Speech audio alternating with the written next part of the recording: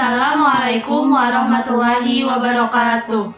Kami dari kelompok 1 ingin mempresentasikan tentang manajemen kurikulum dan pembelajaran. Sebelumnya, izinkan kami memperkenalkan diri terlebih dahulu. Perkenalkan, nama saya Amalia Nursodrina dengan NIM akhir 62.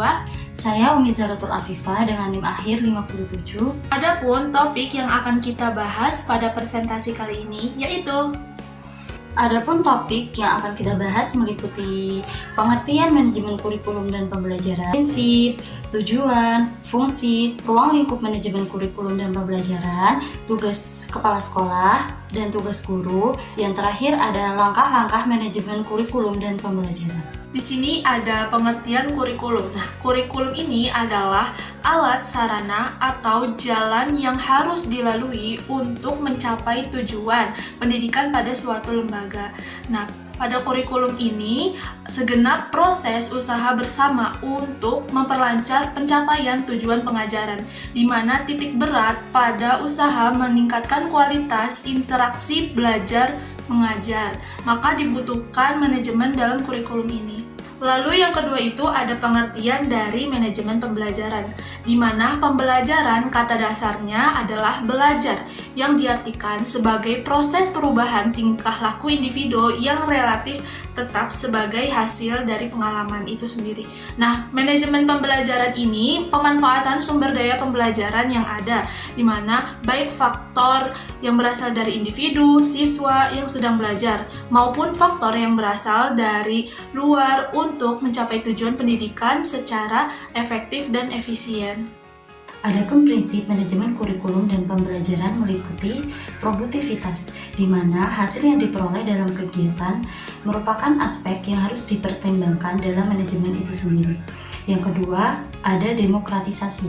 Dalam pelaksanaan manajemen kurikulum harus berasaskan demokrasi.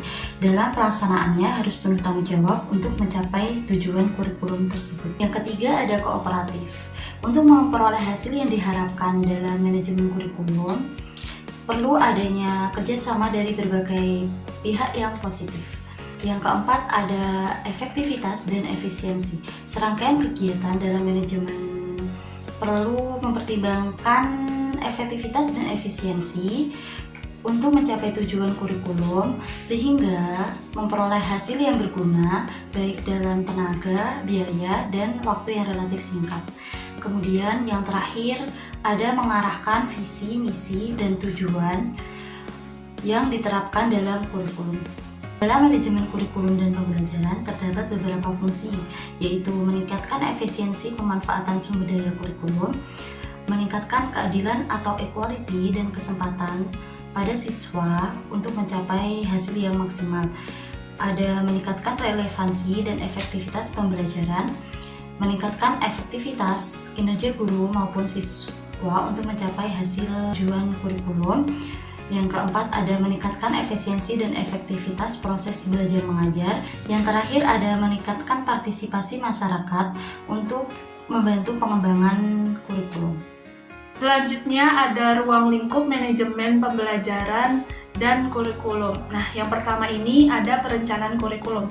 Kurikulum itu yaitu sebagai pedoman, di mana perencanaan kurikulum yang dimaksud yaitu untuk membina para siswa. Perencanaan kurikulum ini membutuhkan sumber yang diperlukan. Nah, yang pertama ini ada media penyampaian, yang kedua ada tindakan yang diperlukan, lalu yang ketiga ada sumber biaya, yang keempat ada tenaga, dan yang kelima itu ada evaluasi untuk mencapai tujuan. Yang kedua ada pengorganisasian, yaitu tindakan yang berhubungan dengan perincian atau pembagian tugas. Ketiga ada supervisi, di mana pengumpulan informasi berdasarkan data yang tepat, akurat, dan lengkap untuk mengatasi suatu permasalahan. 4. Penilaian adalah bagian dari sistem manajemen, di mana evaluasi untuk menganalisis data dalam penentuan keputusan. Dan yang terakhir, perbaikan untuk meningkatkan kualitas pendidikan, yaitu ada proses dan produk. Lalu ada tugas kepala sekolah. Yang pertama, tugas kepala sekolah yaitu sebagai seorang pemimpin. Yang kedua, membuat rencana. Ketiga, menyusun penjabaran kalender pendidikan. Yang keempat, mengorganisasikan, mengkoordinasikan, memantau, dan menilai. Lalu yang kelima, ada melakukan supervisi. Yang keenam, menyusun dan mengelola evaluasi pembelajaran. Yang ketujuh, menyusun kriteria dan persyaratan. Lalu yang terakhir yaitu ada pengaturan, pembagian rapot, dan kelulusan. Adapun tugas guru meliputi merencanakan, melaksanakan, dan mengevaluasi atau menilai kurikulum. Yang kedua ada merencanakan proses belajar mengajar. Yang ketiga ada melaksanakan proses belajar mengajar. Yang terakhir ada mengembangkan kurikulum secara efektif, efisien, dan kritis. Pada poin pembahasan yang terakhir yaitu ada langkah-langkah manajemen kurikulum dan pembelajaran. Yang pertama ini ada program kerja sekolah dalam bidang kurikulum dan pembelajaran. Berikut di sini ada contoh dari program kerja sekolah di mana tabelnya itu berisi komponen program, waktu pelaksanaan, dan keterangan. Lalu yang kedua ada kalender pendidikan. Dan ini adalah contoh dari kalender pendidikan. Dan yang ketiga yaitu ada jadwal pelajaran. Nah, di sini ada contoh dari jadwal pelajaran di mana tabelnya itu berisi mata pelajaran, alokasi waktu per minggu yaitu ada kelas 7, kelas 8, dan kelas 9. Terima kasih atas teman-teman semua yang telah mendengarkan materi kami.